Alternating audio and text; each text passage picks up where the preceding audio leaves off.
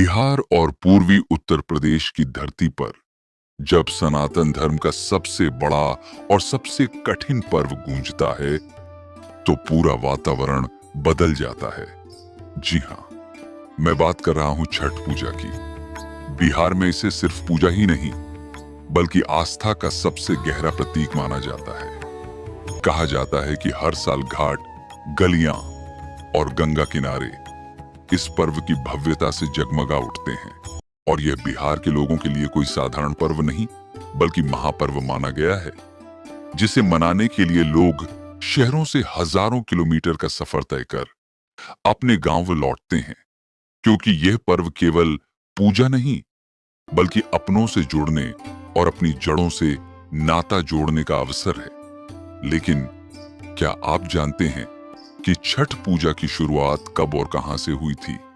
और ये सिर्फ एक साधारण व्रत नहीं बल्कि ऋषियों की एक गुप्त और रहस्यमयी वैदिक साधना थी, जिसका जिक्र वेदों से लेकर महाभारत तक मिलता है। कहा जाता है रामायण में माता सीता ने, महाभारत में द्रौपदी ने और वैदिक काल में ऋषियों ने भी छठ पूजा की थी। तो आज हम इस रहस्य ज्ञान में जानेंगे कि क्यों छठ पूजा को बिहार के लोग सबसे बड़ा और सबसे कठिन पर्व मानते हैं। और ऐसा क्या है इस पर्व में जो हर युग, हर काल और हर पीढ़ी में दोहराया गया है। और यह भी कहा जाता है कि हर साल लाखों लोग 36 घंटे तक बिना अन्न और जल के व्रत रखते हैं। आखिर कौन सी शक्ति है जो इंसान को इतनी कठिन तपस्या के लिए मजबूर करती है?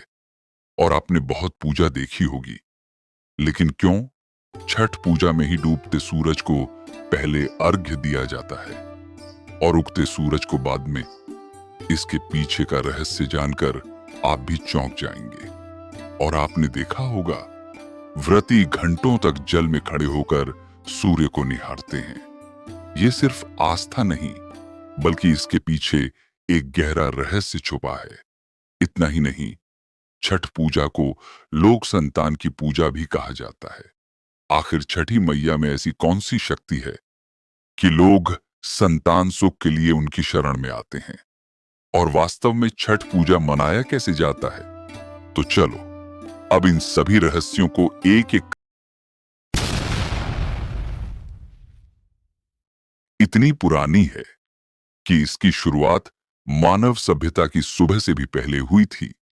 और यह कोई साधारण व्रत नहीं बल्कि ऋषियों द्वारा की जाने वाली एक रहस्यमयी वैदिक साधना थी। वेदों के पन्नों में सूर्य उपासना का जिक्र आता है, जहां सूर्य को जीवन का देवता कहा गया है। वैदिक ऋषि विशेष रूप से सूर्य की छठी किरण को साधते थे, क्योंकि उसमें जीवन जगाने वाली शक्ति छिपी थी। माना जाता है कि सूर्य की छठी किरण ही जीवनदायिनी शक्ति का स्रोत है और इसी से छठ पूजा की उत्पत्ति हुई।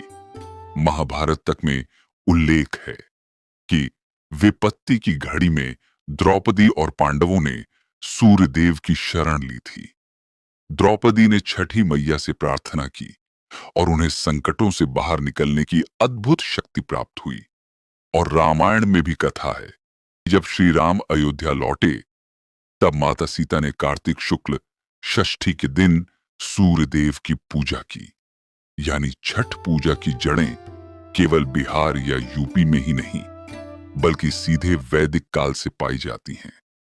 मान्यता यह भी है कि बिहार के मुंगेर जिले से छठ पूजा का पहला स्वरूप शुरू हुआ, वहीं गंगा किनारे ऋषि मुग्दल के आश्रम में माता सीता ने पहली बार सूर्य देव की पूजा की थी। वहां आज भी गंगा की धारा में खड़ा सीता चरण मंदिर इस कथा का जीवंत प्रमाण है।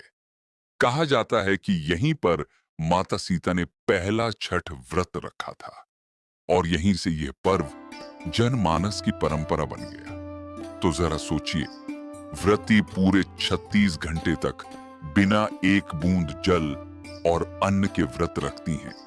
ये केवल आस्था नहीं बल्कि आत्मा और शरीर को शुद्ध करने की रहस्यमयी साधना है।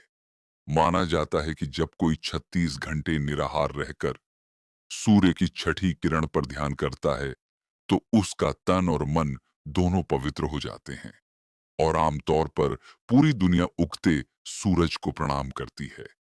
लेकिन छठ पूजा वह पर्व है जहां पहले अस्त होते सूरज को और फिर उदय होते सूरज को अर्घ्य दिया जाता है। अस्त होते सूरज को अर्घ्य देने का मतलब है जीवन के कठिन समय और ढलते पलों का आदर करना। छठ पूजा हमें सिखाता है कि जो बीत रहा है उसका भी उतना ही सम्मान करो जितना नई शुरुआत का। यानी छठ पूजा हमें सिखाता है कि जो मिला है उसके लिए आभार व्यक्त करो और फिर अगली सुबह उदय होते सूरज को प्रणाम कर नई ऊर्जा और नई उम्मीद का स्वागत करो।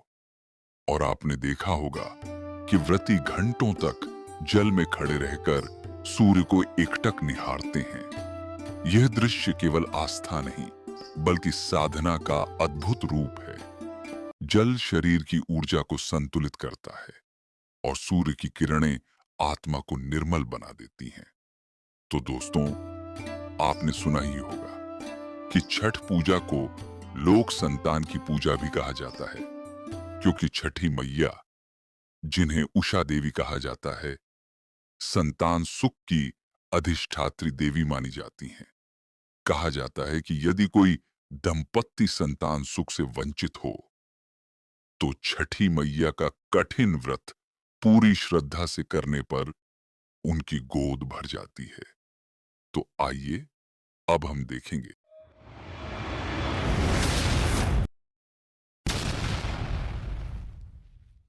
सूर्यदेव और उनकी बहन छठी मैया को समर्पित यह एक प्राचीन और अद्भुत त्योहार है। यह व्रत परिवार की समृद्धि, बच्चों की दीर्घायु और उत्तम स्वास्थ्य की कामना के लिए किया जाता है। यह महापर्व दिवाली के छठे दिन से शुरू होकर लगातार 4 दिनों तक चलता है, जिसमें व्रती पहला दिन नहाए खाए से शुरू करती हैं। इस दिन व्रती यानी जो व्रत रखते हैं वो गंगा या किसी पवित्र नदी में स्नान करते हैं।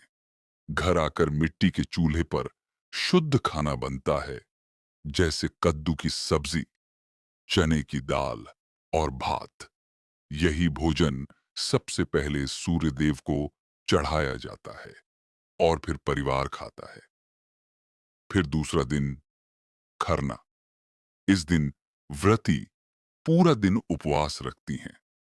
शाम को गंगा के जल से स्नान करने के बाद वो गुड़ से बनी खीर, रोटी और केला खाती हैं, जिसे खरना प्रसाद कहते हैं। इसके बाद व्रती अगले 36 घंटे तक बिना जल और अन्न के रहती हैं। और तीसरा दिन संध्या, अर्घ्य। शाम को घाट पर व्रती बांस की टोकरी में पूजा की सामग्री लेकर जाते हैं।